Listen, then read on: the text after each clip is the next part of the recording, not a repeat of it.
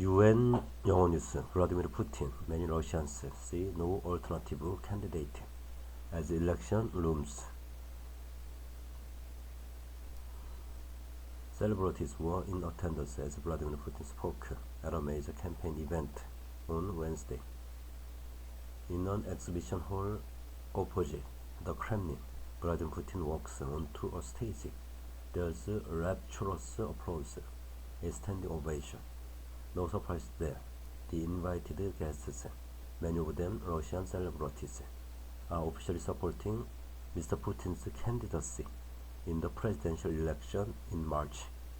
The Kremlin leader is running for a fifth term in office. The audience here is only too pleased. Putin's an extraordinary leader, the most courageous and wise person, urges filmmaker Andrei Konchalovsky. The Russian people have never been so united in their support for their president, claims singer Nadezhda Babkina, and anyone who tries to prevent that will fail. The idea behind the event and this high-profile celebrity support seems to be to show that candidate Putin is in a league of his own, Premier League Putin. Keep in mind, though, this is a league he created and of which he is in charge. Russia's political system is Mr. Putin's political system, his rules of the game, his election. Mr. Putin's most vocal critics have long been relegated. They are either in exile or in prison, which makes elections here rather predictable. Margarita Simonian, editor-in-chief of Russia Today, was among the famous faces to appear in support of President Putin. That wasn't always the case. 30 years ago in Moscow, I remember watching one of Russian TV's first ever election night results programs. It was for a parliamentary election. No one had a clue who was going to win. I'll never forget the astrologer they had on to make a political forecast. Quite appropriate, really. And because 3 decades ago, Russians had stars in their eyes about democracy, freedom, and their country's future. For Russian election today, you don't need astrologers or crystal balls. I can tell you now how the 2024 presidential election will end with the Vladimir Putin landslide.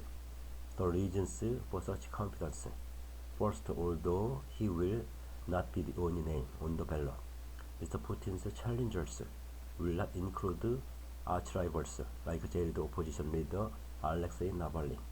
Putin versus Navalny matches like that just aren't allowed to happen in the Putin Premier League. True, another Kremlin critic, Boris Nadezhdin, is pushing to be on the ballot, but Mr. Nadezhdin is not Mr. Navalny. He carefully calibrates his criticisms of Mr. Putin. He is also believed to have connections within the presidential administration. If he does end up running, it will be because the Kremlin has decided it's in Mr. Putin's interest to face a more critical challenger. Boris Nadezhdin, a critic of the Ukraine war, says he has enough signatures to stand in the elections. Second, in Russia, the Kremlin controls television. Mr. Putin receives vast amounts of airtime, during which he is much praised and rarely criticized, handy when you are seeking re-election. And there's another reason Mr. Putin will do well. We all support your decision to run in the election, because you've been in power as long as I can remember, said Alexander, a young Russian TV reporter, at Mr. Putin's end-of-year press conference. I've met many Russians like Alexander who cannot imagine anyone else in the Kremlin, not because they idolize Mr. Putin, They just see no alternative. I've often heard people say, well, if not Putin, who then? The Kremlin has engineered that. It has cleared the political landscape, removing any potential challengers to the man who has ruled Russia as president or prime minister for nearly a quarter of a century.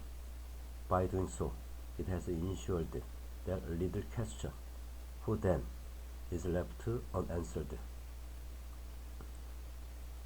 When I talk to people in the town of Lev, 140 miles from Moscow, about their hopes for the election, many seem to want change without changing the leader. I hope things change for the better, because there is stagnation now, says a young man called Ilya. But if you elect someone new, the person might not cope with the burden of government. Someone experienced like Putin can develop the country even in the difficult situation we are in now. I have big hopes for the election, says pensioner Lydia. I hope that the war will end and the economy will improve, but I do respect Putin. Is there no one else who could do his job? I ask. Not right now, Lydia replies. Maybe Putin will find someone later, but I think he will be in power for a long time to come. Even the war in Ukraine and the significant Russian military losses don't appear to have sparked widespread disillusionment in Russia's president and commander-in-chief.